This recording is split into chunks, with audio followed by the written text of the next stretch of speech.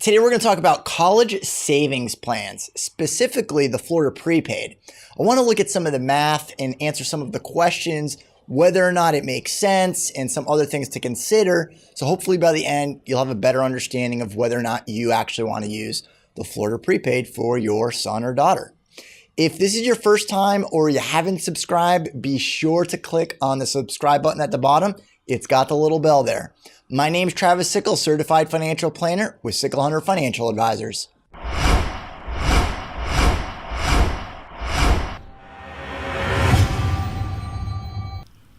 First, let's talk about what the Florida Prepaid College Savings Plan is. It's basically set up so you have a certain amount of premiums over a set amount of time that you're going to fund the plan. And this plan is going to have a guaranteed on the end of it. So the way that they calculate the Florida Prepaid starts with a set premium. That premium today, as of the last enrollment, was $191.76. Now that is for the 4-year university plan. That is the plan that covers room and board and tuition for the full 4 years. You'd pay 211 months.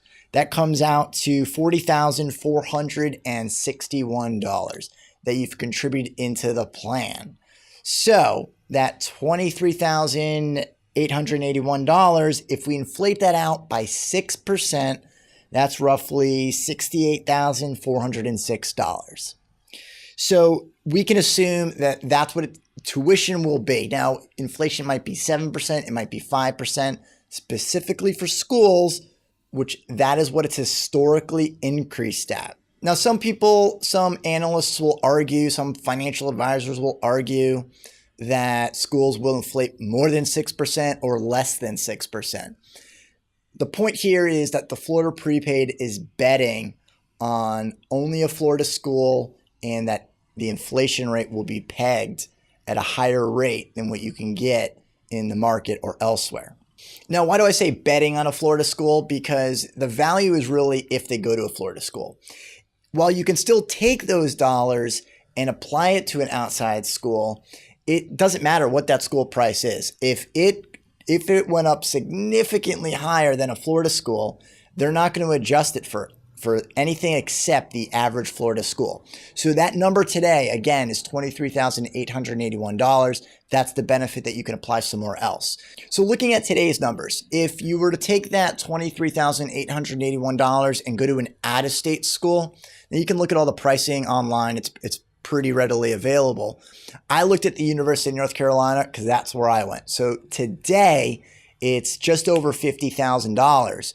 So the amount that you'd be able to apply would only cover half the tuition, room and board and books and everything else that's involved.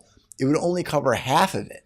When you're looking at the Florida Prepaid, the biggest thing to consider is whether or not your son or daughter is going to go to a Florida school. If that's the case, that's a long time to think out what exactly they're going to do in 17 to 18 years from now and say that they're going to go to this specific school. But if that's the case, then getting a 6% rate of return might be ideal and it might be okay for what you're trying to achieve. Now, if the schools don't inflate quite as much, then that value, that rate of return that you're getting on the amount that you contributed is going to be less. Of course, if it goes up further, then that value will be more. So you're betting that they're going to go to a Florida school and you're betting that there's a high rate of inflation specifically for schools, not everything, just schools, that'll continue at 6 to 7%. Now, the Florida Prepaid program does solve a very real and difficult problem when faced with saving for college. And that problem is if you get a higher rate of return and it's in the market, you have market risk. So you could have a 2008 where the market doesn't perform as expected and college comes at a very specific time in somebody's life. And to delay, it's not really a reasonable expectation. So one of the biggest downfalls that I see when looking at the Florida Prepaid is you're locked into that particular plan. So if everything goes really well and you get a scholarship, well, you get a refund and you get whatever the value is at that time. And so that is going to be that $23,881 number that I threw out today. and that's going to peg against inflation. That's the amount that you will get back. You're not just going to get back the principal. If you don't use it for college or you don't use it at all, then you only get back what you put in. So your rate of return is zero. You get only what you put into it back. Now you can use other plans on top of the Florida Prepaid. You can use a 529, you can use a Coverdell, you can use a Roth, you can just put money in a non-retirement account.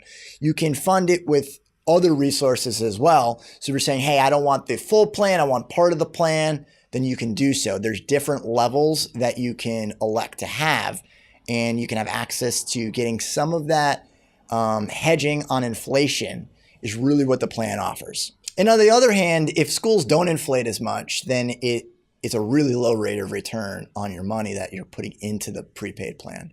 So we don't know where technology is going to be, what schools will look like in 17, 18 plus years down the road.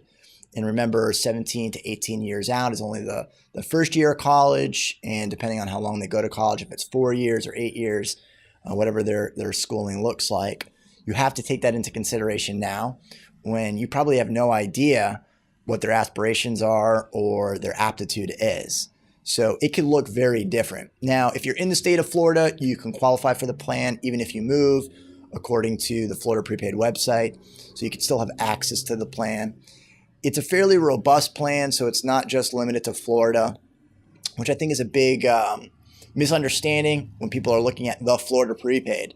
Now, only Florida residents can get it, but it's good elsewhere in quite a few different schools. So dig a little deeper to see if it's right for you. But of course, look at the other plans and see what kind of college savings plan really makes the most sense for what you're trying to achieve and what you're trying to save for. Of course, you can also look at the various loans, but of course, those could be way different years down the road as well.